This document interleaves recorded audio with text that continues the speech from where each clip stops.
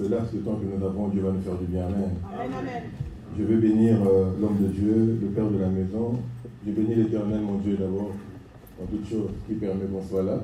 Yes, amen. C'est toujours un privilège pour nous d'être là, de parler à l'Église du Seigneur. Et je bénis mon frère, le pasteur Jean-Brice et son épouse. C'est des gens formidables qui nous aiment.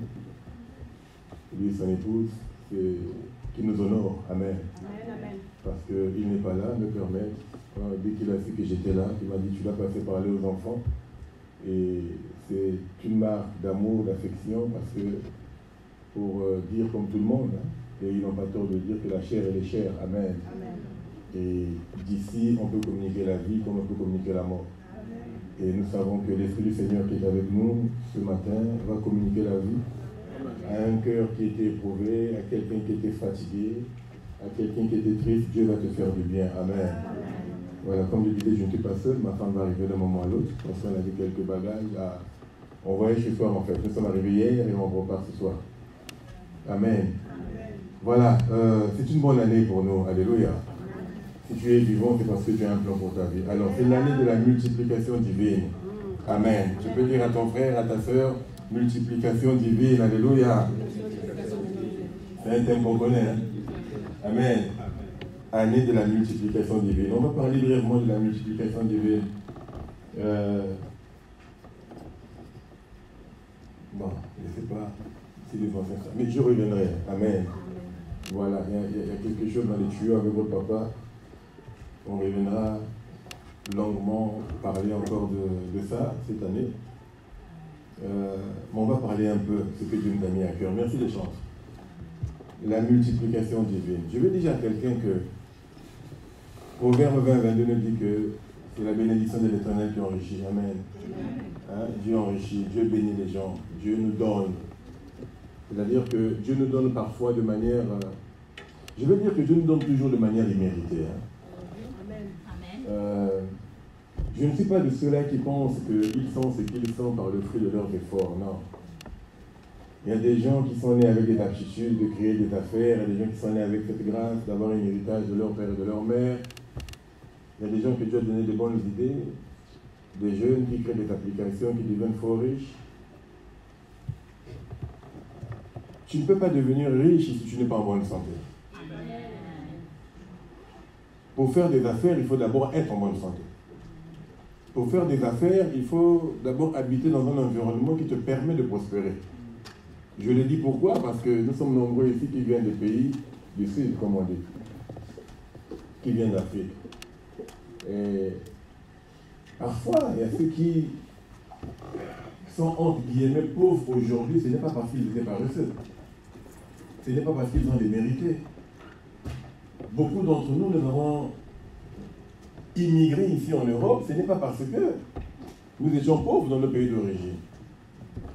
Mais parfois, nous étions contraints de venir parce que les conditions dans nos pays ne nous permettaient pas d'éclore. Simplement. Je vais dire à un jeune, parfois qui peut regarder un papa, un aîné avec mépris. Non. Nous ne sommes pas tous venus ici parce qu'on crevait de faim. Non. Tous vos papas que vous voyez là, ce n'est pas parce qu'ils font, entre guillemets, certains boulots qui ne sont peut-être pas honorables au vu des hommes. Mais au moins, ce qui est vrai, ils gagnent à l'intérieur de leur franc, leur argent. Ils ne sont pas tous venus ici parce qu'ils étaient des méritants, non. Il y a ceux qui sont venus ici et la majorité parce que nous étions dans un environnement qui ne nous permettait pas de faire ressortir le meilleur de nous-mêmes. Alléluia. Parce que nous n'étions pas dans des conditions qui allaient nous permettre de réaliser ce que nous voulions réaliser. Il y a des gens qui ont créé des affaires. Mais ils étaient dans des environnements où il y a la corruption ambiante, il y a le tribalisme, il y a la mauvaise foi, il y a la sorcellerie, il y a la méchanceté des gens, que tu ne peux pas évoluer dans ces conditions-là. Beaucoup sont venus en Europe, ce n'est pas parce qu'ils étaient des niais, non. J'ai des amis, par exemple, que je connais, pasteur Brice et moi, dans notre position de pasteur, nous parlons avec beaucoup d'amis. Mais nous avons des amis, par exemple, qui étaient ici, qui sont repartis en Afrique, avec des idées d'affaires. Amen. Nous parlons de la multiplication divine. Amen. Amen, amen. avec des idées d'affaires, mais qui se sont retrouvés dans des environnements où tu viens avec un bon projet, mais pour réaliser ton projet, on va te donner des conditions qui ne te permettent pas d'accéder à ces conditions-là. On va te dire que, par exemple, si tu veux cette affaire, il n'y a même pas une semaine, même aujourd'hui encore, j'ai reçu un message d'une de ces personnes-là. Il va, il monte un bon business, ça commence à prospérer, on te dit, mais écoute, le prochain chèque, si tu veux qu'on te le signe, tu deviens franc-maçon.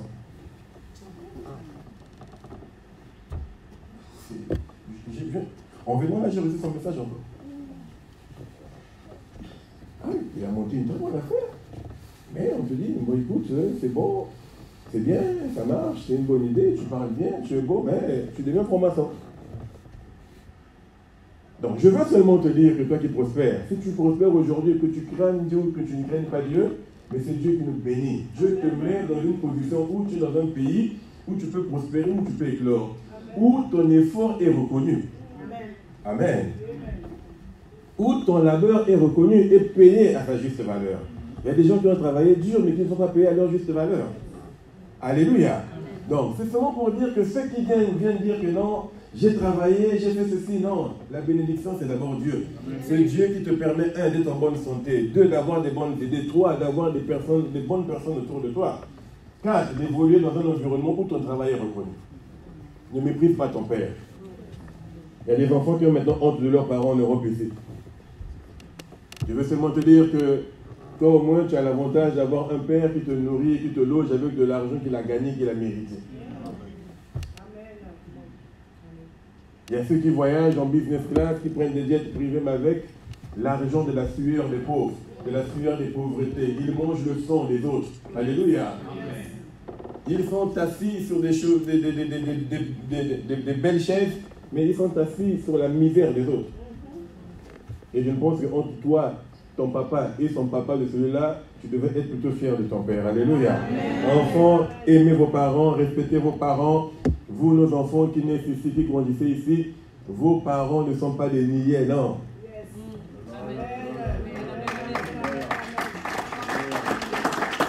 Vos parents ne sont pas des niais. Ils sont tous venus ici, ce n'est pas parce qu'ils ne savaient pas quoi faire. Parce qu'ils viennent dans des environnements où leurs valeurs ne pouvaient pas être mises en, encouragées et boostées. Ici, on booste les gens. Tous les hommes d'affaires que vous voyez ici, ils reçoivent des aides de l'État, même les agriculteurs. Donc l'agriculteur français n'est pas meilleur que l'agriculteur congolais, non. La seule différence, c'est qu'ils reçoivent des subventions de l'État. L'État les aide, il y a des subventions, il y a des formations, il y a des banques qui donnent de l'argent. Donc tu peux être agriculteur à Cotonou, mais aucune banque ne te donne de l'argent, ne pense pas que tu vas prospérer. Amen. Donc si tu es ici, tu prospères, c'est Dieu qui te bénit. Alléluia. La multiplication divine est une réalité pour tout le monde. Parce que la Bible nous dit que Dieu fait briller le soleil sur toute personne. D'abord, la première source de richesse, c'est toi. Quand je te parle de toi, c'est-à-dire que tu as la bonne santé. C'est Dieu qui te donne la bonne santé. L'être et le mouvement, c'est Dieu. La première source de richesse, de multiplication, lorsque tu te réveilles, c'est le souffle de vie. Tu peux avoir les meilleures idées au monde. Tu peux être l'homme le plus intelligent au monde, mais si tu es frappé d'un AVC, mon frère, tu ne pourras rien faire. Amen. Si tu es frappé d'une maladie compliquée, invalidante, incapacitante, tu ne peux rien faire. Et donc, quand tu vas dire que j'ai fait riche, ne fais pas comme Nabucodonosor. Il a dit, regardez ce que ma mère a bâti, et Dieu l'a frappé. Il s'est retrouvé dans la jungle comme un animal. Fais comme David, qui a dit, Seigneur, tout ce que j'ai, c'est de ta main que je l'ai reçu. Oh, yes, amen. Tout ce que j'ai, c'est de ta main que je l'ai reçu. Et c'est ça l'attitude d'un enfant de Dieu. Je veux te dire que pour cette année de la multiplication divine, tu dois comprendre une chose. Et ça, c'est le deuxième point. Que la multiplication divine n'arrive qu'à ceux qui savent se séparer de quelque chose. Écoute-moi bien. La multiplication n'intervient qu'à ceux qui savent diviser. Pas diviser les gens, mais te diviser toi-même. Jésus est devenu grand parce qu'il a su nous donner ce qui était en lui. Amen. Il y a maintenant beaucoup de Jésus aujourd'hui, beaucoup d'enfants de Dieu. Parce que la Bible nous dit dans Jean 1 que nous sommes devenus fils de Dieu non pas par la puissance de la chair et du sang, mais par la puissance du Saint-Esprit. Ceux qui ont reconnu Jésus-Christ sont devenus enfants de Dieu, co-héritiers avec Christ. Amen. Il y a beaucoup de Jésus aujourd'hui parce qu'il nous a donné le pouvoir et la puissance qui est en lui. Le diable est perdu, il est étourdi parce qu'il arrive là au nom de Jésus, au nom de Jésus, au nom de Jésus. Et lorsqu'il nous voit, on voit la gloire de Christ en nous. C'est parce que Christ a su se multiplier, se démultiplier en nous. Il a pris ce qui était en lui, il nous a donné, afin que nous ayons la nature divine. Comme l'apôtre Paul nous dit, nous n'avons pas le droit de citer, mais aujourd'hui nous sommes devenus citoyens de la maison de Dieu. La multiplication arrive à celui qui sait diviser ce qu'il a. Qu'est-ce que je veux dire? Si tu ne fais pas donner à autrui, tu n'en auras pas plus. Amen. Nous parlons de l'année de la multiplication divine, mais tu ne sais pas donner, tu es pingre.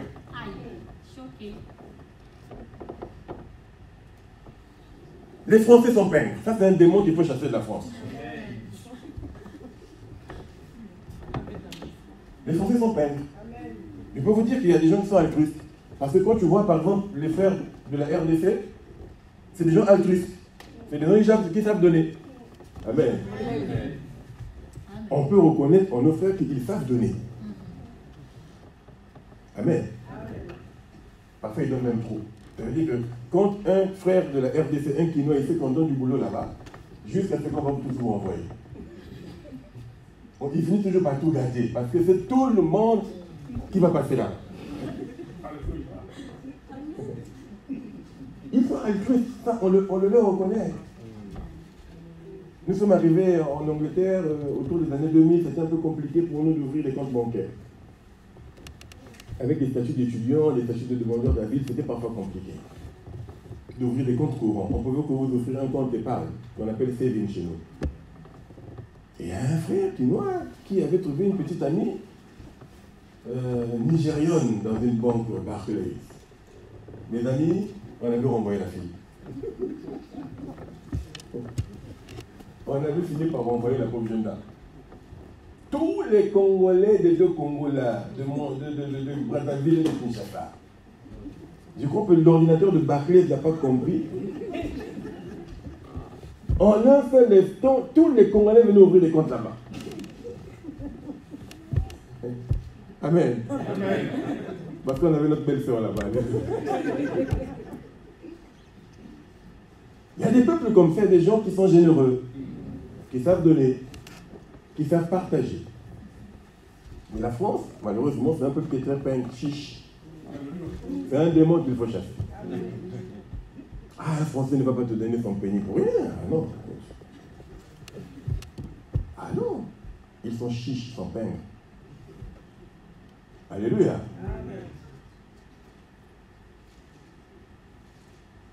Partager. Tu ne peux pas multiplier quand tu ne sais pas donner. Il faut semer. La Bible me dit, jette ton pain à la surface des eaux. Amen. Okay. Il te reviendra. Bien-aimé dans le Seigneur, le bienfait n'est jamais perdu. Le bienfait n'est jamais perdu. Même toi, si tu ne récoltes pas ça de ton vivant, tes enfants vont récolter ça. Lisez dans le livre de Un roi, quand David donne des instructions à son fils Salomon.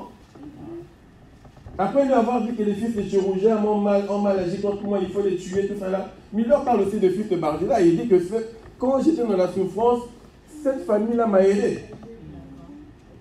Cette famille-là m'a aidé. Donc, tout le temps de ton règne, ils doivent manger à ta table. C'est écrit.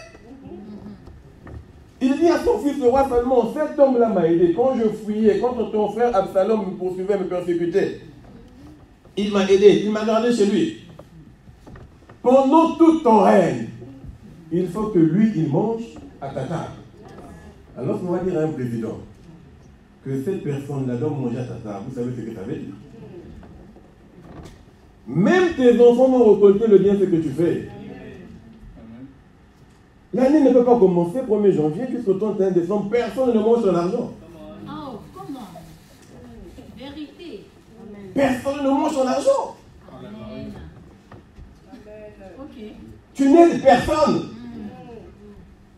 La main qui donne est au-dessus de celle qui reçoit. Si tu veux que Dieu t'élève, apprends à beaucoup donner. Amen. Yes. C'est le secret que la francophonie n'a pas. Amen. On a l'esprit chiche des Français, de nos pères les Gaulois.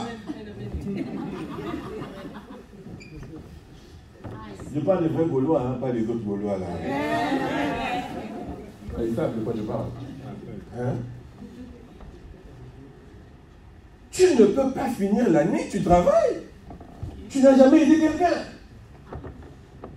Il n'y a personne ici-bas, un jour peut se lever et dire que si je suis ce que je suis, c'est grâce à celui-ci.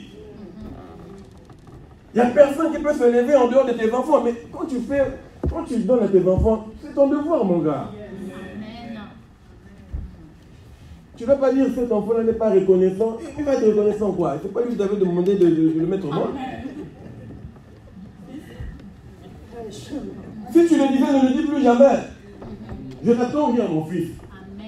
Il ne m'est redevable rien. Bien au contraire, si j'avais failli à ma mission, j'aurais honte. Moi, mon bonheur, c'est de voir grandir, prospérer, aller plus loin que moi. Ma prière est que mon fils fasse plus que moi. Qu'il aille plus haut que moi. Qu'il parvienne à faire des choses plus que moi. Je ne venais pas me mettre de toi, tu n'es pas reconnaissant pour ce que je t'ai fait. Non, il ne m'avait pas demandé de mettre. C'est la Bible nous dit, c'est biblique. Hein? La Bible nous dit, c'est aux parents de donner un héritage à leurs enfants. Et non les leurs. C'est écrit. Même quand le matin tu emmènes ton fils au football là, non. Ne t'attends pas quand tu vas recevoir la rue, il va te donner en retour, non. Amen. Amen. Alléluia. C'est un autre mindset. Hein? Pourquoi je te le dis? Parce qu'il y a des choses que tu ne demanderas pas. Il y a des choses qui viennent naturellement. Naturellement, lorsque tu veux que ton fils prospère, naturellement ton fils te donnera. Amen. Ça ne sera pas du chantage. Et si vous comprenez, c'est juste une manière de penser. Tu ne peux pas finir l'année, tu n'as jamais fait du bien à quelqu'un. Nous avons tous des parents en Afrique, des frères en Afrique. Mais gars, avec 200 €, tu peux changer la vie de quelqu'un. Avec 200 €, tu peux changer la vie de quelqu'un. Il y a des commerces qu'on commence avec 200 €. C'est la manière de penser. La multiplication divine, c'est aussi le changement de notre manière de penser. Tu dois prier que Dieu te donne une nouvelle façon de penser. Donnez, on vous donnera. On parle du don. Donne, on te donne. C'est écrit, c'est un principe biblique qui ne peut jamais changer. Dieu a tant aimé qu'il a donné. Si Dieu n'avait pas donné Christ, le monde ne serait pas sauvé. Il a donné un fils. Il se retrouve avec combien de fils? Il y a combien de chrétiens ici-bas? C'est des principes bibliques. Il a donné un fils, Jésus. Il se retrouve avec Lunel, il se retrouve avec Inès, avec Cynthia, avec Mournel, il se retrouve avec mon ancienne, avec les anciens, les diacres qui font ce prix. Nous nous sommes retrouvés ici, enfants de Dieu, parce qu'il y a eu d'abord le don d'un fils. C'est ça le mystère de la croix. La multiplication divine, c'est ça. Tu donnes, on te donnera plus. Même Dieu lui-même te dit, quand tu me donneras, je te donnerai une part secouée, pesée. Il va te donner plus que ce que tu lui as donné, au centuple. La multiplication divine intervient à ceux qui savent se séparer de ce qui est à eux. Tu te sépares d'un peu de ton argent, tu donnes aux autres. Tu divises un peu ton pain pour partager avec l'autre. Tu divises un peu ton temps pour consacrer du temps à l'autre. Alléluia. Amen. Il faut savoir donner. Il faut savoir se séparer de ses pécheurs. Je vous donne un témoignage, non pas parce que c'est ma femme. Mais une fois, elle devait envoyer des trucs à sa soeur au Congo. Et elle regardait dans sa garde-robe, elle prenait des vêtements qu'elle avait déjà portés. Et à un moment donné, elle s'est dit, moi, mais pourquoi je donne que ce que j'ai déjà porté? Je peux aussi lui envoyer des vêtements que je n'ai jamais portés. Des vêtements neufs. Et depuis un certain moment, elle envoie, il y a des moments où elle envoie des trucs, ça, je n'ai pas porté. Ah, ça, j'envoie. Mais nous, quand nous envoyons les choses en Afrique, on cherche les choses les plus donc usées.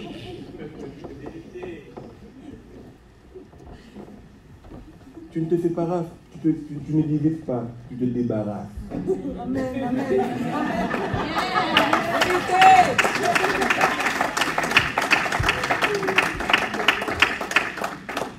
On se reconnaît, non? Tu crées un peu d'espace.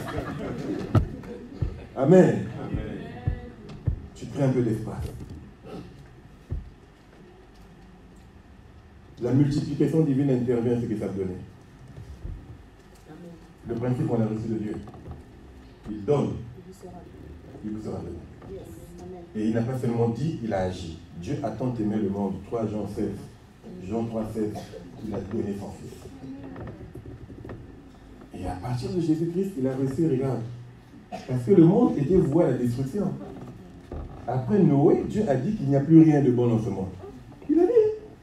Après Noé, il a dit que non, l'homme est mauvais. Ces gens que j'ai créés là, ils sont des rebelles. Ils ont un cœur tortueux. Leurs pensées sont toujours tournées vers le mal. Il n'y a rien à faire avec eux. Tout ce que je peux que je donne, une partie de moi. Christ est venu en forme humaine. Il a dit à Dieu, tu n'as agréé ni sacrifice ni holocauste, mais tu m'as donné aux yeux un corps, afin que tu ne puisses agréer qu'un sacrifice qui était parfait. Parce qu'on ne peut pas adorer Dieu devant un autel qui est vide. Il fallait qu'il y ait quelque chose sur l'autel. Et que Christ, il est venu lui-même en tant que sacrificateur, mais il s'est fait aussi sacrifice. Parce que le feu de Dieu ne tombe jamais sur un autel qui est vide. Il fallait que l'autel qui est la croix ait un sacrifice, mais pas n'importe lequel, le sacrifice le plus parfait, le sacrifice le plus pur. C'est ainsi que la voix est sortie du ciel pour dire que celui-ci est mon fils. Lorsqu'il est venu le jour de son baptême, il a dit, il est mon fils, en lui j'ai mis toute mon affection. C'était l'unique sacrifice que Dieu pouvait accepter. C'était son propre fils. Il a dit, tu es mon fils, en toi j'ai mis toute mon affection. Il n'a pas dit une partie de mon affection, il a dit toute mon affection. Jésus-Christ est l'empreinte de Dieu. Il est l'image de Dieu. Dieu s'est fait homme à travers son fils. Quel beau sacrifice, quel beau don nous avons reçu. Nous avons reçu le don qui est le plus parfait. Jésus-Christ, la bonne part. Il fallait que Dieu nous donne ce qu'il avait de plus précieux. Dieu a donné ce qu'il a de plus précieux. Il y a des gens qui donnent à Dieu, oui, mais tu donnes quoi? Nous avons vu qu'il y a ceux qui donnent le superflu de ce qu'ils ont. Il y a ceux qui se débarrassent. Je suis venu à l'église. En passant, j'étais chez Aldi, Carrefour. Non, vous n'allez pas à Aldi ici, ce n'est pas le niveau d'Aldi. Vous, c'est le niveau de Carrefour. Et Auchan. Hein? Donc j'étais chez Auchan. Amen. Et puis, il y a des superflus là. C'est quelques euros là que j'ai laissé là. Comme on faisait à l'église catholique là. Hein, on te donne quelques pièces là, je vois, c'est le superflu. Tu peux donner, mais ce que Dieu va agréer, c'est que tu donnes. Jésus-Christ a dit, on lui a posé la question, quand est-ce que nous t'avons vu que tu avais faim et qu'on t'a donné à manger? Quand est-ce qu'on t'avait vu que tu n'avais pas de vêtements, on t'avait donné des vêtements? Il a dit, chaque fois que vous aurez fait ces choses, un plus petit que toi, c'est un mot que vous l'avez fait. Jésus-Christ est à côté de toi. Jésus-Christ est dans ton immeuble. Jésus-Christ est ton collègue de travail. Jésus-Christ est ton ami de travail. Chaque fois que tu fais du bien à un plus petit que ce soit, c'est à lui que tu le fais, c'est écrit. Amen. Il y a des gens qui n'aident même plus même les clochards sur la route là, ah, c'est des drogués. Vous trouvez des excuses pour ne pas les aider. Le diable vous donne toujours des excuses pour ne pas aider. Dès lors que quelqu'un dort déjà dans la rue, ça veut dire qu'il a besoin d'aide. Même s'il est drogué, ça veut dire qu'il a besoin d'amour. Même donner l'amour, on ne peut plus donner l'amour. La multiplication divine, c'est aussi dans ton foyer, dans ton mariage, dans ton couple. Mais tu veux que ton mariage prospère, comment toi tu ne sais pas donner?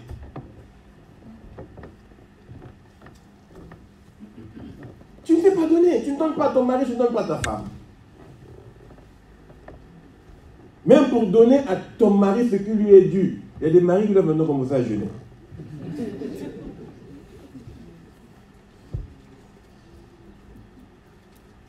Amen. Il y a des hommes pour être tendres alors avec leur femme. La femme doit prier. Pour que son mari, quand il rentre au boulot, ne puisse pas tendre. Depuis que tu manges la bouffe de ta femme, est-ce que tu lui dis même, tu te souviens même de lui dire, chérie, tu as bien préparé, tu prépares bien, c'était bon? Ah, mon épouse, tu es belle aujourd'hui.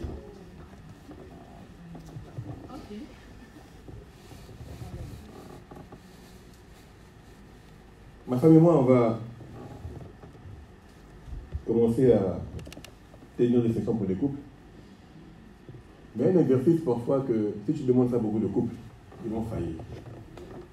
Je peux demander à un couple ici, là, tourne-toi, dis-moi quelle est la couleur de la chaîne de ta femme. Il ne va pas se souvenir, même la couleur du vêtement de sa femme. Je vous dis des choses simples comme ça.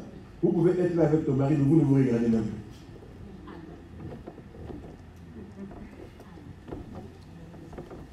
Il suffit que son mari parte là-bas, il revient, il change de cravate. Elle ne va pas se rendre compte que son mari a changé de cravate.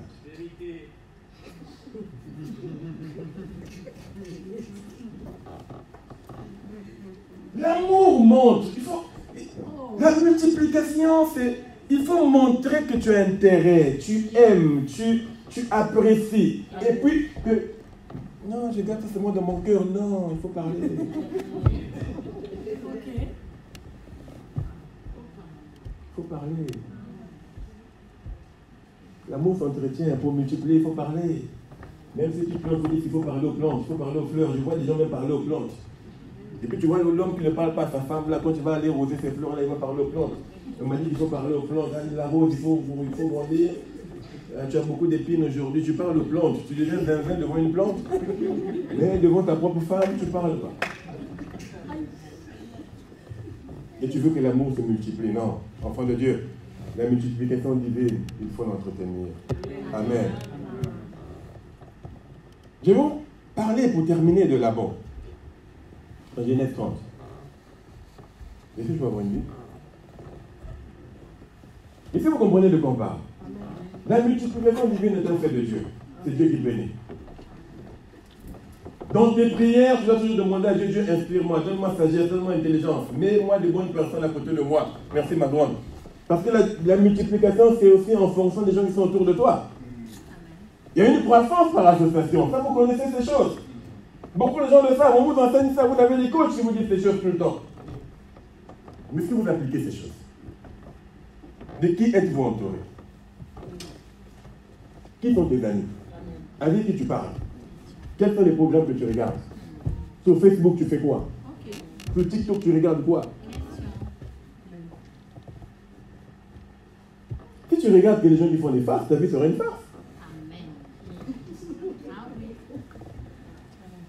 Tu es le produit de ce que tu regardes, ce que tu consommes, de ce que tu feras. Si tu manges beaucoup de graisse, tu seras obèse. Je ne sais pas moi. Si tu manges beaucoup de sucre, tu auras beaucoup de sucre. Si tu manges beaucoup de miel, tu feras du miel. Voilà. C'est ce que tu manges qui fera de toi. Si tu manges beaucoup de sel, tu seras salé.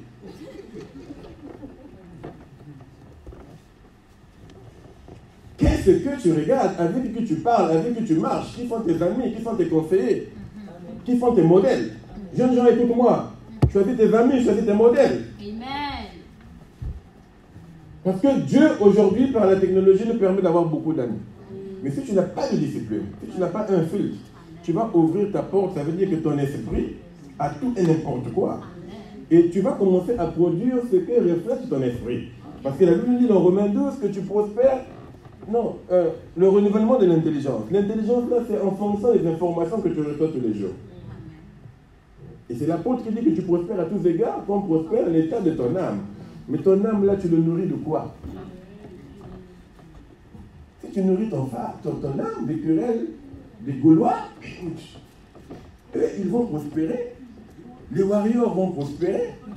Toi, tu resteras toujours là en train de parler d'eux.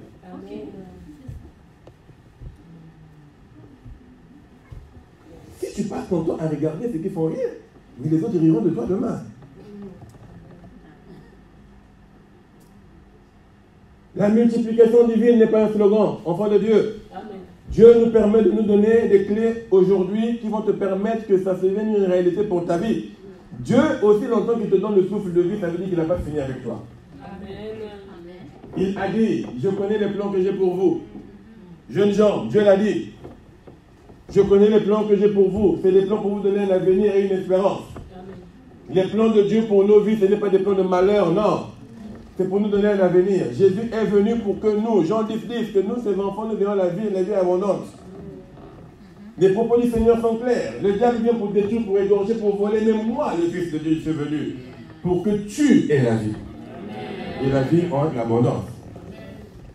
Tu n'es pas un faiseur d'exploits si tu écoutes des gens qui te font rire toute la journée. Si le seul prédicateur que tu aimes écouter, c'est Denis Leslie, mais écoute, tu seras comme lui. Tu ne feras pas des exploits si tu passes ton temps à écouter ça. Si tu passes ton temps à chercher qu'est-ce que le clan de Mbiye a dit, qu'est-ce que le clan de Kalambay a dit, tu ne vas pas évoluer.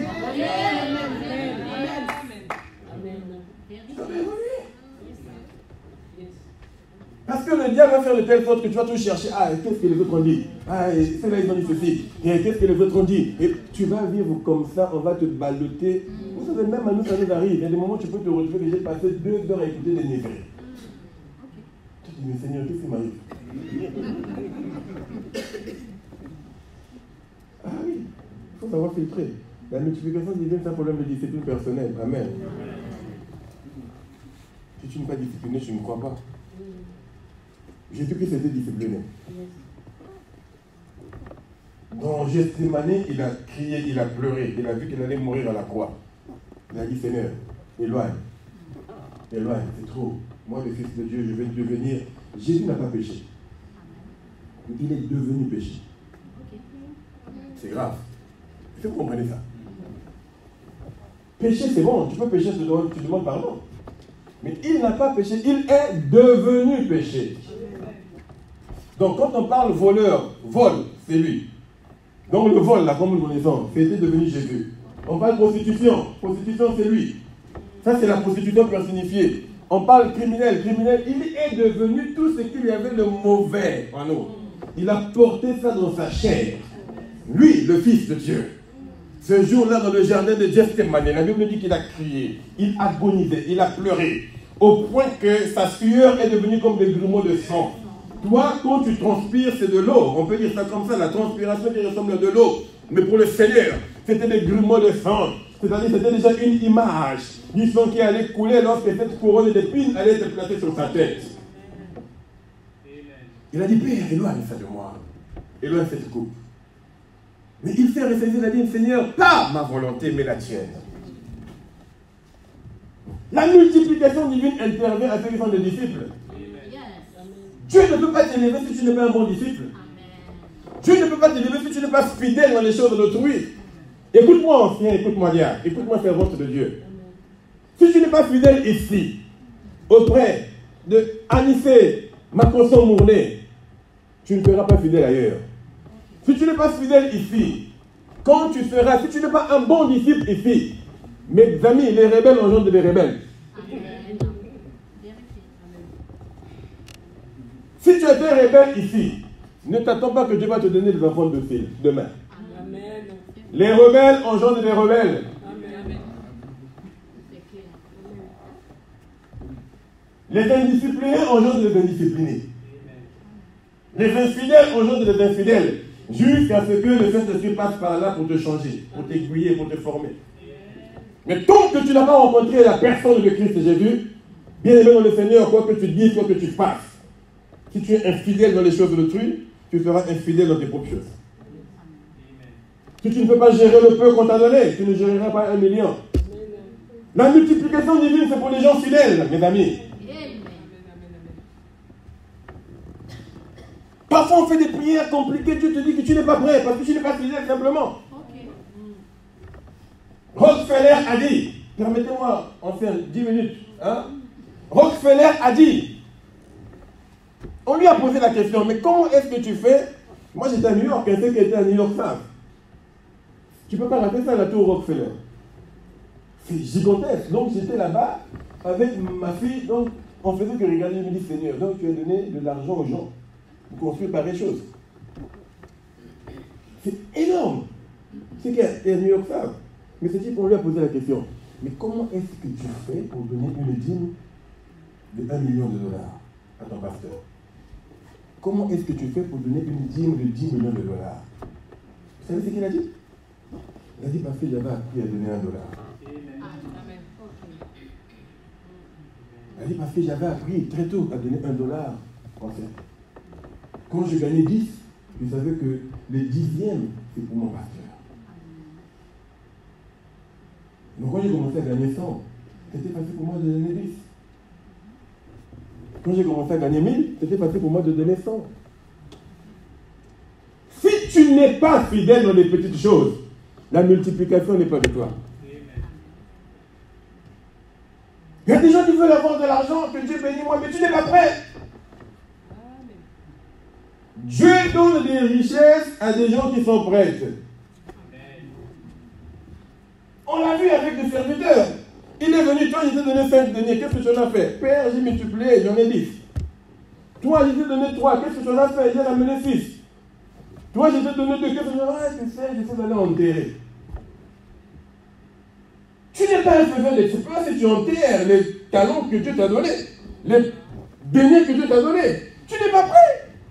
Et qu'est-ce que le Seigneur a fait? Il lui a ravi les 2 deniers. Qu'est-ce qu'il a dit?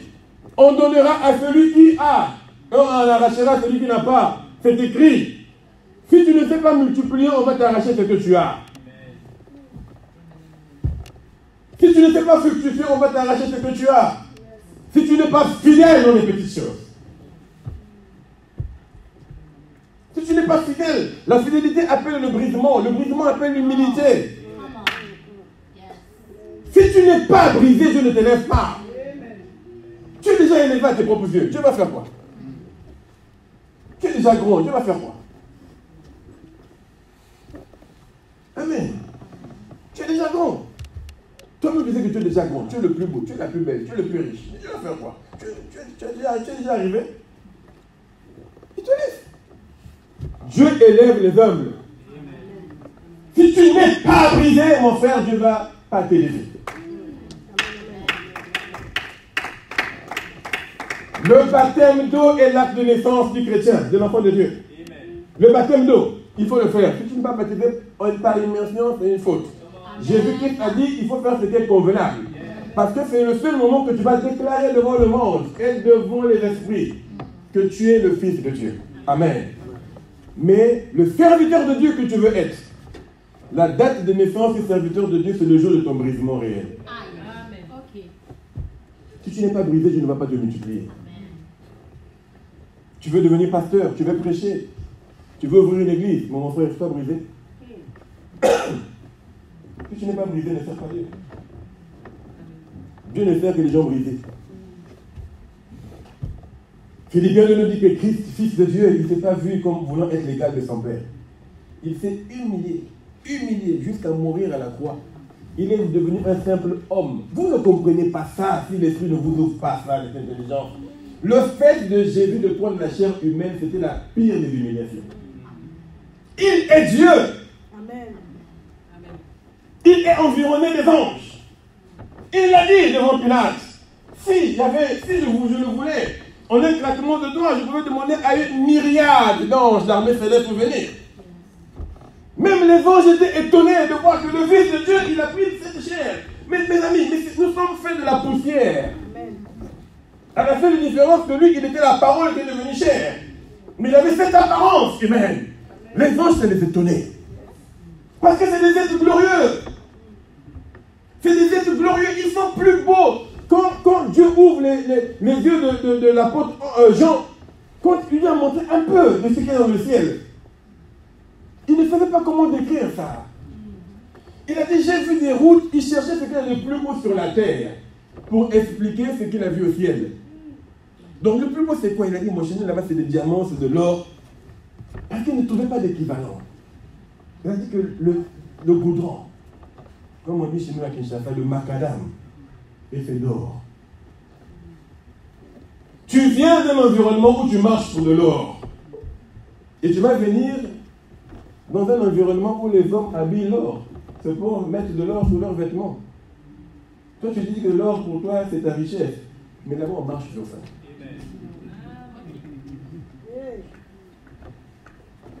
Hein? Ah, j'ai mis les mots d'or. Mais là-bas, on marche. Ah, regarde ma maison. Là-bas, on te dit que les portes sont faites de diamants, d'émeraude. Il ne comprend pas. Il dit, c'est une porte.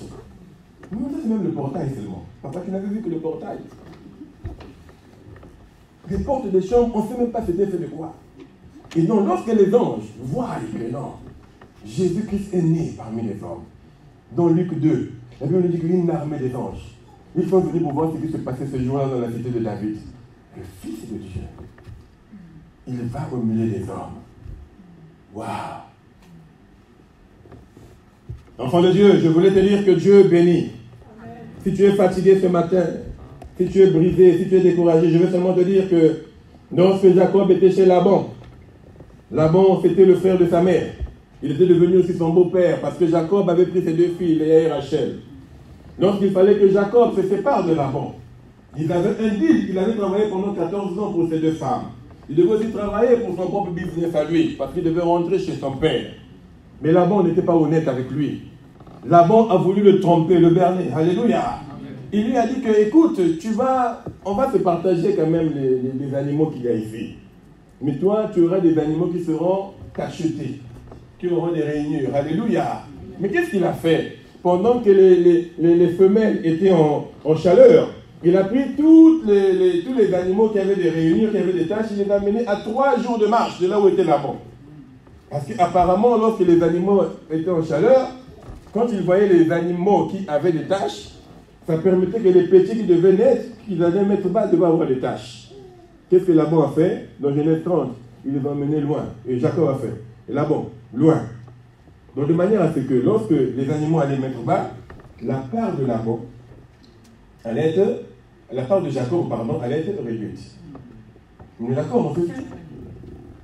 Il prend les animaux qui étaient achetés, il les emmène loin. Les animaux qui vont mettre bas n'avaient pas en face d'eux des animaux achetés, donc les animaux qui devaient naître ne devaient pas avoir des taches. Or, la part qui était réservée à Laban, c'était la part des animaux qui devaient avoir des taches. À Jacob. Vous savez ce que Dieu a fait? La nuit, Dieu vient dire à Jacob ce qu'il faut faire.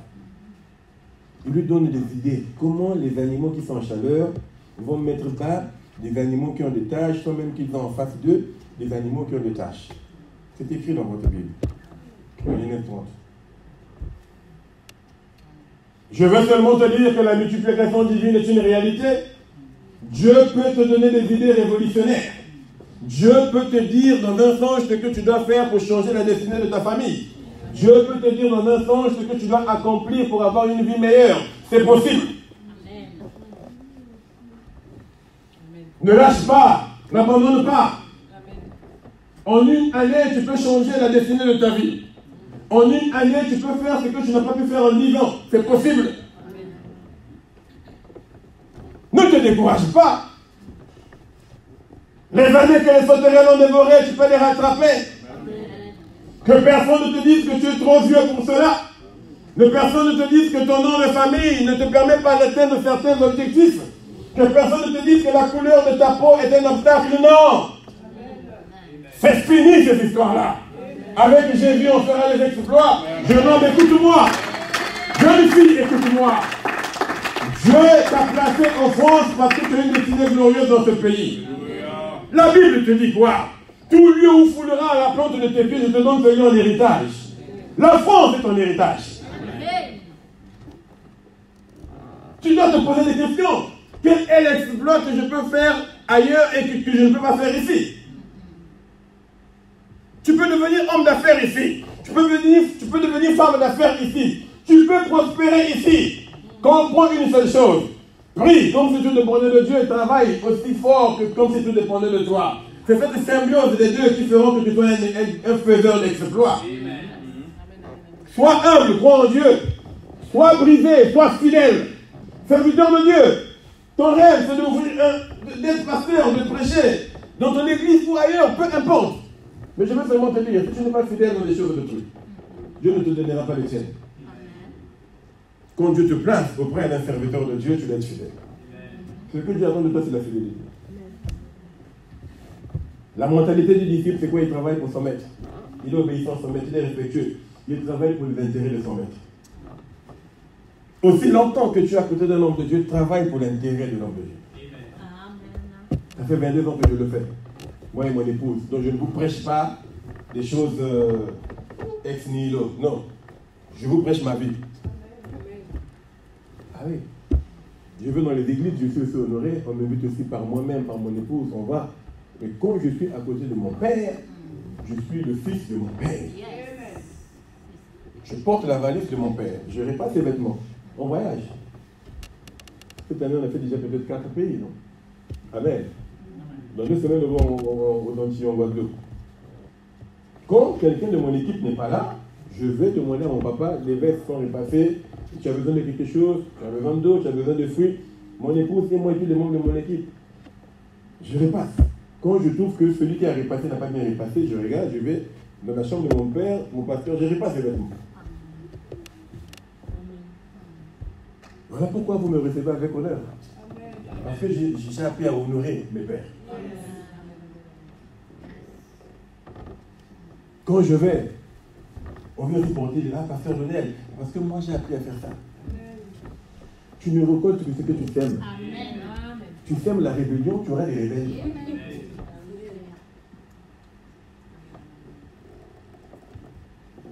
Tu sèmes la révolution, tu auras des Che Guevara dans ton église.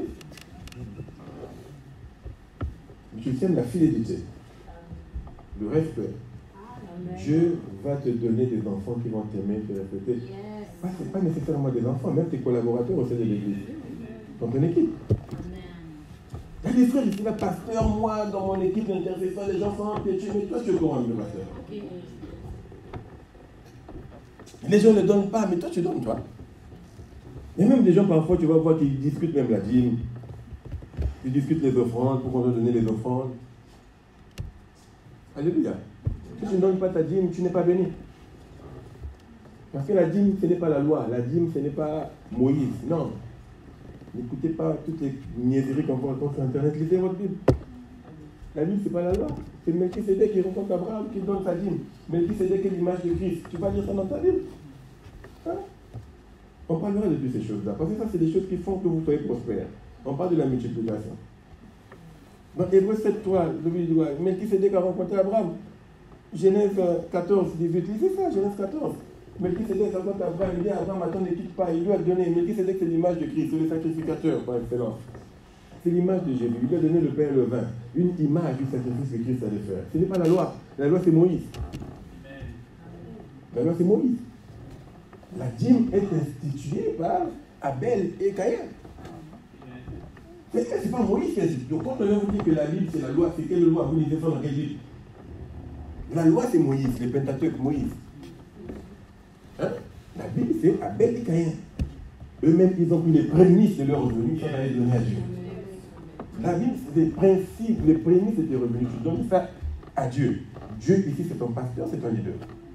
C'est la part de l'homme de Dieu, c'est la part du sacrificateur. Tu peux faire tout ce que tu fais dans l'église, mais la dîme, ton pasteur doit manger ta dîme. Amen.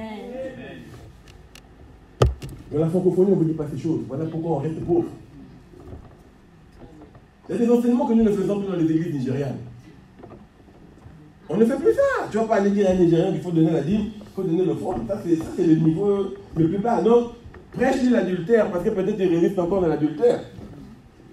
Mais la dîme et les offrandes, c'est des choses qu'ils ont dépassées parce qu'ils voient ça tous les jours, ils vivent ça tous les jours.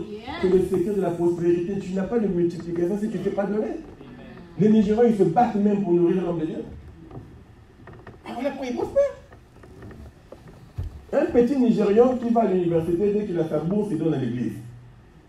Ça marche. C'est pas la loi. Mais maintenant, même si c'était la loi, est-ce que Jésus est venu abolir la loi? Et alors, c'est écrit dans vos Bibles, non? Il est venu accomplir la loi. La loi nous a dit tu ne tueras pas, non? Est-ce que Jésus, quand il est venu, il a dit que tu peux tuer maintenant? Hein? Enfin, la loi nous dit que tu ne commettras pas l'adultère, non? Est-ce que Jésus est venu te dire non, moi je suis venu annuler la loi et commettre l'adultère? Prenez tout ce que Jésus vous donne. Donc Matthieu 23, 23, c'est quoi? Qu'est-ce que Christ dit? Le sacrificateur, vous payez, vous observez telle chose, vous observez telle chose. Mais la dîme, l'offrande, la dîme, vous ne donnez pas. On peut lire Matthieu 23, 23, on va le lire. On va finir avec ça. Je ne sais pas pourquoi je parle de ces choses, mais on va lire ça. Matthieu 23, 23. On va finir. Amen. Souffrez de quelques 10 minutes, mes amis. Hein? La vie, c'est ici. Ce n'est pas les 2 heures que vous passez sur Internet à ne rien faire. Il dit quoi? Malheur à vous, spécialistes de la loi, et pharisiens hypocrites, parce que vous versez la dîme de la menthe. Vous écoutez ce que Christ dit? De la nette et du cumin. Et vous laissez ce qu'il y a de plus important dans la loi, la justice, la bonté, la fidélité. Écoutez maintenant ce que le Seigneur dit. C'est cela qu'il fallait pratiquer sans négliger le reste. Amen. Amen. Faites l'amour, la bonté, mais ne négligez pas. Ça veut dire que la dîme, Jésus-Christ n'est pas venu vous dire ne payez pas la dîme. Amen. Bon, maintenant, s'il y a des gens qui vont toujours vous dire ce qu'ils veulent dire, lisez la Bible. Vous payez la dîme, c'est bien, mais le plus important, c'est l'amour, la bonté. Donc, faites l'amour et la bonté, la miséricorde, ne négligez pas. Et puis, ce n'est pas Moïse qui a fait la dîme.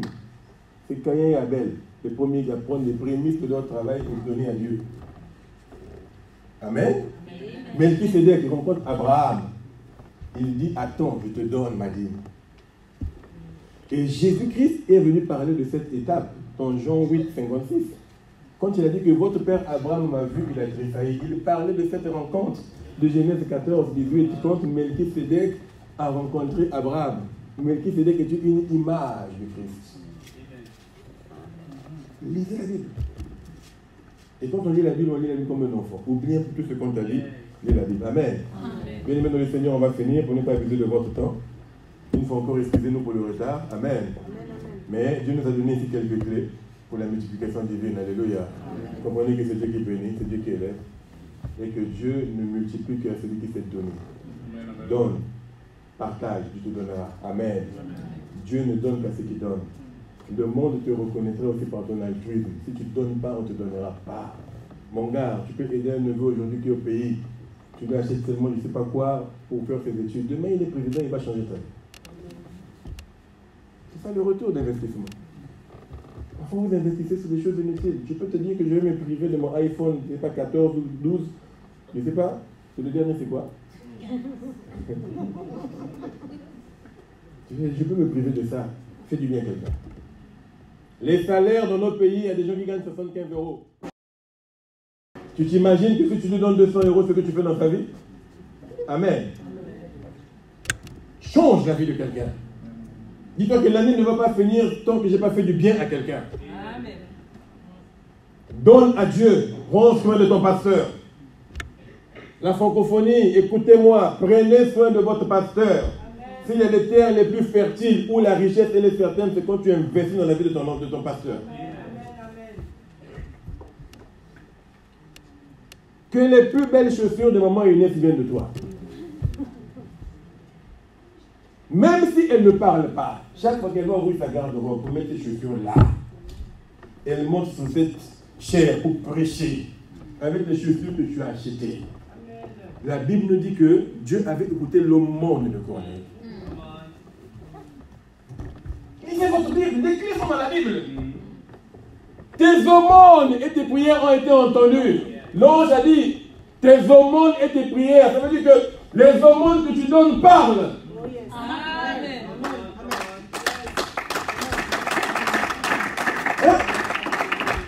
Quand il y a des prières, on a dit que les aumônes. Parlez français, non? Les dons, ce que tu as donné. Le costume que tu as donné à Papa Mourné, ton costume prêche pour toi, parle, intercède pour toi. Vous savez pas? Amen. Les aumônes parlent. J'ai fait un cadeau à maman Mourné, maman Inès, ça parle pour moi, ça parle. Elle va ouvrir seulement sa garde-robe, même si elle ne met pas, même si la robe est devenue petite. Elle va se souvenir de sa vie. Et par des soupirs et des exprimables. À mon père aussi. Amen. Est-ce qu'on peut se mettre debout?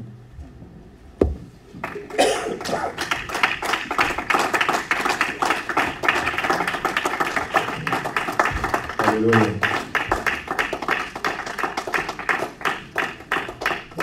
Tu vas dire à Dieu, Père, j'ai écouté cette parole. Dans cette année de la multiplication divine, Seigneur, je sais que ce n'est pas un slogan. Lorsque tu as mis dans le cœur de notre papa, l'apôtre Jean Brice, que cette année c'était l'année de la multiplication divine, Seigneur, parce qu'il y avait déjà une provision pour nous. Seigneur, lorsque un homme de Dieu parle, ce n'est pas un hasard. Parce qu'un homme de Dieu ne parle pas par la chair. Seigneur, parce qu'il y a des femmes et des hommes que tu veux rendre prospères, multiplier à tous égards, prospérer à tous égards, Seigneur. Seigneur, à ceux qui n'ont pas de problème d'argent, mais Seigneur, tu veux les élever en stature, en sagesse, en intelligence. Seigneur, à ceux qui n'ont pas de problème d'enfants, mais Seigneur, tu veux les élever, Papa, en bénissant leurs enfants. Tu veux multiplier. Parfois, ils ont des enfants qui sont mariés, mais qui ne conçoivent pas. Mais Seigneur, à travers eux, tu veux bénir leurs enfants. Seigneur, il y a ceux qui n'ont pas de problèmes de santé, mais peut-être que je veux faire d'eux, Papa, ceux par qui tu vas guérir d'autres gens. Tu veux leur donner des dons, multiplier les dons dans leur vie. Seigneur, on parle aussi des multiplications des dons de l'esprit. Seigneur, parfois tu veux équiper quelqu'un. Il y a quelqu'un qui veut prêcher ta parole, mais Seigneur, il n'a pas les capacités, il n'a pas la langue légère. Seigneur, tu veux lui donner la capacité de prêcher avec puissance et autorité. Seigneur, c'est aussi ça la multiplication divine. Seigneur, aujourd'hui, on veut simplement dire, comme David, que tout ce que nous avons, c'est de ta main que nous l'avons reçu. Seigneur, bénis ton peuple, bénis mon frère, le pasteur Brice, bénis ma sœur Inès. Seigneur Dieu, que tu bénisses le fruit de leurs entrailles, leurs enfants spirituels, leurs enfants biologiques, Seigneur. Papa, que cette assemblée grandisse et que cette œuvre prospère. Multiplie, ouvre les portes, crée des chemins, Seigneur, afin que chacun, à la fin de cette année, voie, Seigneur, une multiplication, c'est-à-dire une évolution, c'est-à-dire qu'une prise de hauteur dans sa vie, dans tous les domaines possibles, Père, au nom de Jésus-Christ. Seigneur, s'il y a parmi nous des gens malades, guéris-les maintenant. J'ordonne à toute maladie de quitter les corps au nom de Jésus.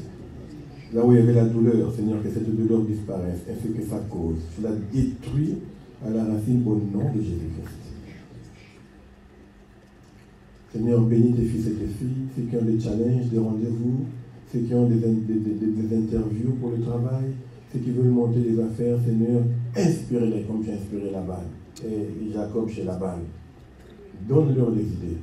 Crée des chemins dans le désert. Au nom de Jésus-Christ. Laisse que ta grâce soit sur chacun d'eux. Laisse que ta miséricorde soit sur chacun d'eux. Et que la joie de l'Éternel soit leur force. Seigneur, nous sommes au centre d'exploits chrétiens. Que nos fils et nos filles qui sont ici deviennent des tueurs des géants. Qu'ils fassent des exploits. Et que la France entende parler d'eux. Au nom de Jésus-Christ. Amen. Amen. Je vous dis merci.